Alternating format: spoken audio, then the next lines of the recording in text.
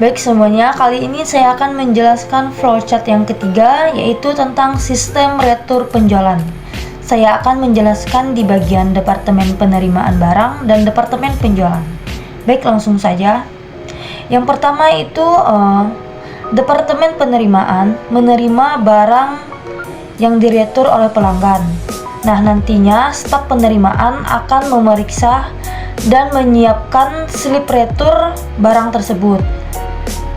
Setelah disiapkan slip retur tersebut ada dua.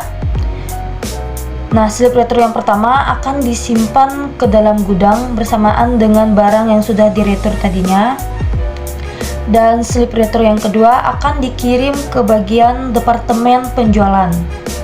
Di bagian Departemen Penjualan, slip retur tersebut akan disiapkan memo kredit. Nah, memo kredit adalah alat pembayaran yang sah, yaitu pembayaran atas barang yang sudah dikembalikan oleh pelanggan.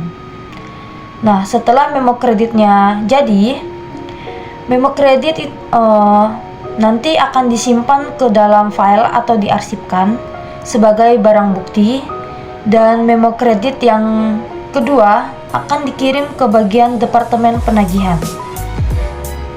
Mungkin sekian penjelasan dari saya, nanti akan dilanjutkan oleh teman saya. Sekian dan terima kasih. Selanjutnya adalah Departemen Kredit. Manajer kredit mengevaluasi kondisi pengembalian dan membuat keputusan untuk memberikan atau menolak pengembalian tersebut. Kemudian mengembalikan memo tersebut ke bagian penjualan. Langkah-langkah evaluasi kredit yang pertama adalah menerima permohonan kredit, yaitu Departemen Kredit menerima permohonan kredit dari calon nasabah. Yang kedua, mengevaluasi kondisi pengembalian. Manajer kredit mengevaluasi kondisi pengembalian kredit termasuk kemampuan nasabah untuk mengembalikan kredit serta risiko yang terkait. Yang ketiga adalah membuat keputusan. Berdasarkan hasil evaluasi, manajer kredit membuat keputusan untuk memberikan atau menolak pengembalian kredit. Yang terakhir adalah mengembalikan memo. Setelah keputusan dibuat, Departemen Kredit mengembalikan memo pada bagian penjualan untuk memberitahukan hasil keputusannya.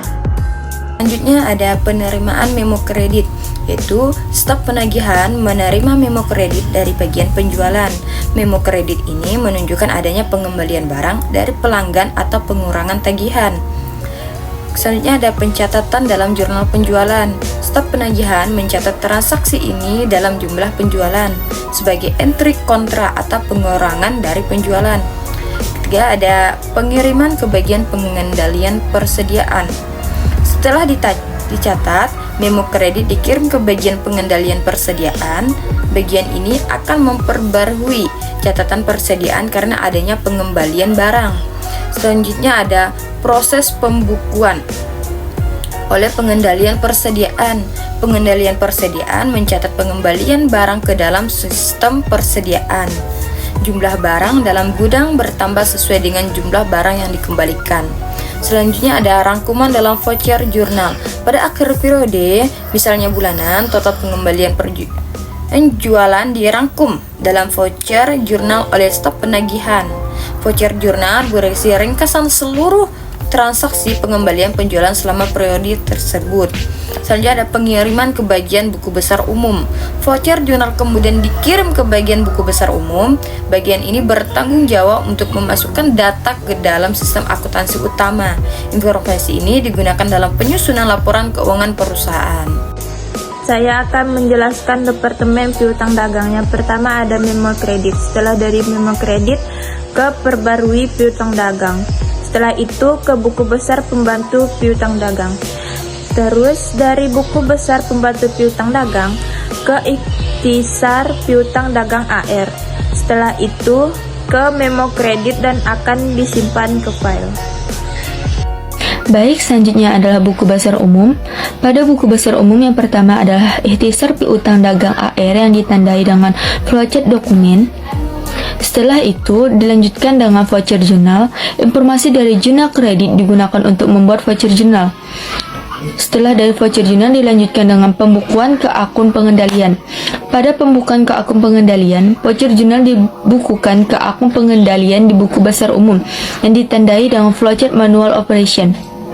Setelah itu, akun pengendalian. Pada akun pengendalian yang terpengaruh ada 4, yaitu yang pertama, persediaan pengendalian, yang kedua, retro penjualan dan kredit, yang ketiga adalah HPP, dan yang terakhir adalah piutang dagang pengendalian. Setelah dari akun pengendalian dilanjutkan dengan file. Pada file voucher journal disimpan dalam file. Sekian dari saya.